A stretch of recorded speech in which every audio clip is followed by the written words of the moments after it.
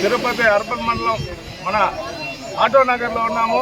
ఇక్కడ రాత్రి ఫైరింగ్ జరిగిందంటూ ఇక్కడ జరిగిన నష్టాన్ని గురించి కూడా ఆటో మెకానిక్ సోదరులందరికీ కూడా ఇక్కడ నష్టం జరిగింది. ఇది కాయలంగిళ్ళ ద్వారా జరిగిందని కూడా ఆటో సోదరులు మనకి చెప్పారు. దీని గురించి ఆటో మెకానిక్ వాళ్ళందరినీ కూడా మనం అడిగి తెలుసుకున్నాము.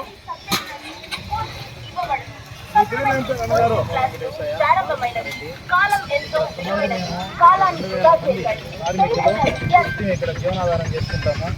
ఇక్కడ ఈ మధ్యకాలంలో కాయలంగుళ్ళు కొంచెం ఎక్కువైనాయి.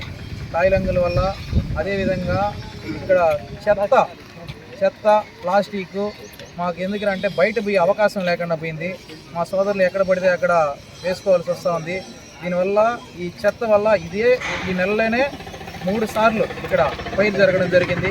ఫైర్ అధికారులు సకాలంలో స్పందించి 3 సార్లు ఆరపడం వల్ల ప్రాణ నష్టం, ఆస్తి నష్టం ఎక్కువ జరగలేదు. రాత్రి వచ్చేసి ఒక 3 కార్లు కూడా కాలిపోయినాయి. దీని మీద మేము అధికారులను ఆల్రెడీ ఇంతకుముందు ఒకసారి ఫస్ట్ టైం ఫైర్ జరిగినప్పుడు సంబంధిత అధికారులను ఇక్కడికి పిలిచి మాట్లాడడం కూడా జరిగింది. వాళ్ళు ఈ చెత్తని కంప్లీట్గా మరొక రోజు ఎత్తివేస్తామని చెప్పినారు. ఈ చెత్త ఏది కానీ ఇంతవరకు బయట పోలేదు. చెత్త పోకపోవడం వల్ల రాత్రి మళ్ళీ ఒకసారి ఫైర్ జరిగింది. ఇది కంటిన్యూగా రిపీట్ అవుతూ ఉంది. ఇంకొచ్చేది ఎండాకాలం కాబట్టి ఇటువంటి సంఘటనలు ఎక్కువ కాక ముందే దయచేసి అధికారులు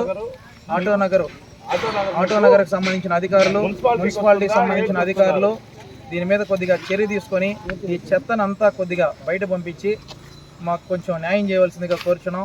రాత్రి ట్రాన్స్ఫారం కూడా కాలింది. మాకు ఆటో నగర్లో ఉండే విద్యుత్ అధికారులు కూడా సకాలంలో స్పందించి కరెంట్ ఆపడం వల్ల పెద్ద నష్టం జరగలేదు. ఇప్పటి వరకైతే భగవంతుడి ధర్మాన, వెంకటేశ్వర స్వామి ధర్మాన మాకు ఎక్కువ ప్రాణ నష్టాలు, ఆస్తి నష్టాలు జరగలేదు.